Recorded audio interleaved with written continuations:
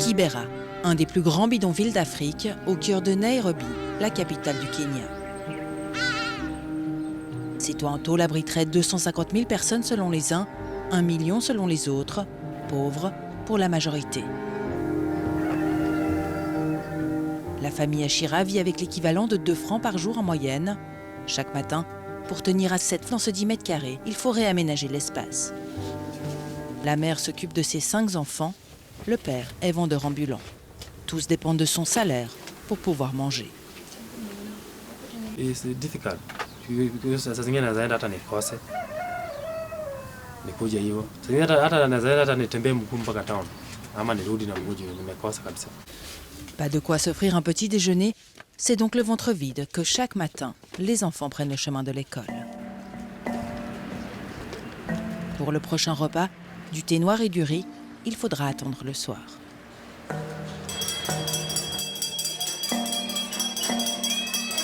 Good morning, boys and girls. Good morning, Mrs. Yuma, and how are you? Un seul repas par jour, la situation est loin d'être exceptionnelle.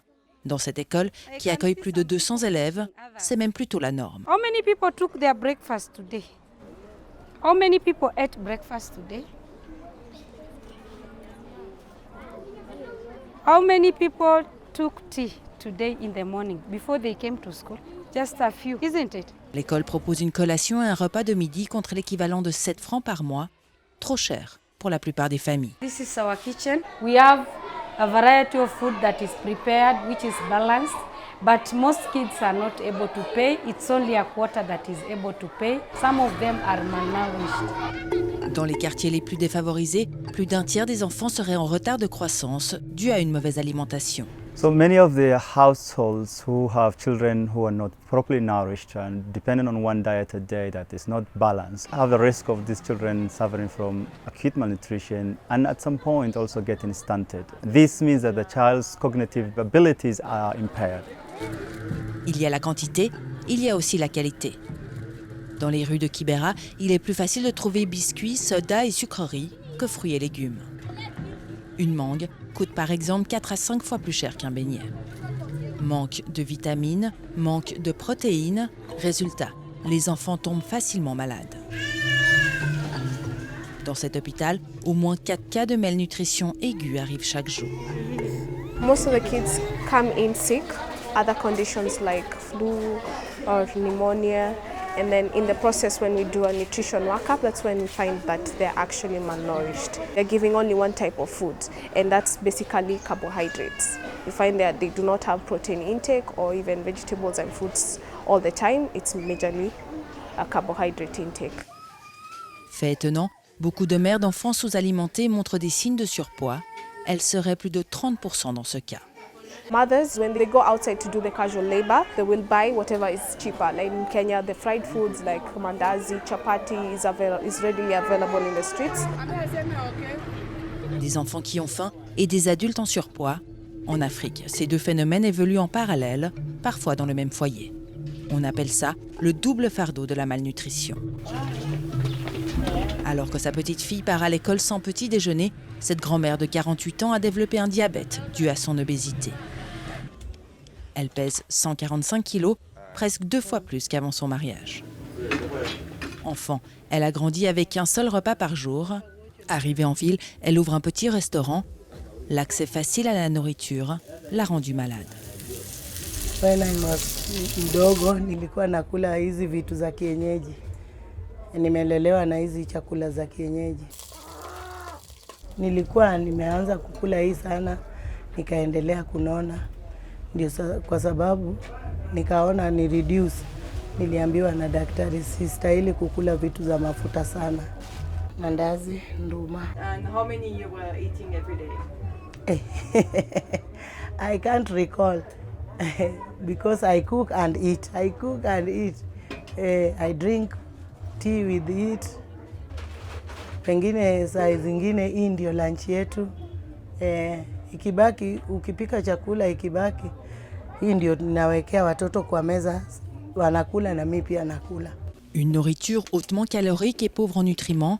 Résultat, elle vit aujourd'hui grâce aux médicaments. Alors qu'une partie du continent souffre encore de la faim, les maladies chroniques liées à l'alimentation et au mode de vie augmentent de manière alarmante en Afrique. 20 à 30% de la population souffre d'hypertension artérielle, 4 à 6% est touchée par le diabète. Dans 2 tiers des cas, les personnes ignorent leur maladie et on estime que ces chiffres devraient doubler d'ici une vingtaine d'années. One of the problems is that people exercise less, or rather they have less physical activity. The other one is that the food patterns have changed from subsistence farming and from eating vegetables in your own area to urban areas where food is mass processed. And maybe the food regulators are not as strong. The other thing is, of course, the influence from outside. Le développement économique des villes africaines a entraîné un changement radical des modes de vie. Plus de produits alimentaires transformés, plus de boissons sucrées, plus de transports. Résultat, en 25 ans, le taux d'obésité au Kenya a doublé. Aujourd'hui, 38% des habitants de Nairobi sont en surpoids. Zena ne fait pas exception. En 4 ans, elle a pris 40 kilos. I used to eat 3 times a week. You know, when with the fast food, it's anytime you pop in and it's ready. And you just eat. And it's so craving. You crave for it when you're passing by. Puis elle est tombée malade. I was having a very bad heartbeat. I could not be able to walk. My knees, my legs, I would have blood clots. I can't walk on the sun. À quelques rues du bidonville de Kibera où la famille Achira lutte pour pouvoir se nourrir, Zena tente de perdre du poids. Dans ce parking souterrain, un cours de Zumba.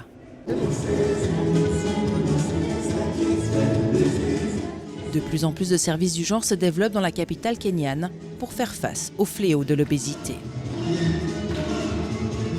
Ici, beaucoup souffrent de surpoids, de diabète ou d'hypertension. La plupart de ces femmes ne s'étaient jamais inquiétées de leur poids avant d'être malades. Il faut dire que sur un continent régulièrement frappé par la famine, les kilos sont encore souvent associés à la richesse et à la bonne santé. Most of them think that for an African woman, it's good to be big. But when they come to me, I tell them, we have to check the BMI. The BMI tells the truth, like you are overweight or you are underweight. Changer les mentalités et avec elles tout le système de santé en Afrique, conçu principalement autour des maladies infectieuses. D'ici 10 ans, un Africain aura moins de risques de mourir du sida ou du paludisme que d'une maladie non transmissible liée au mode de vie.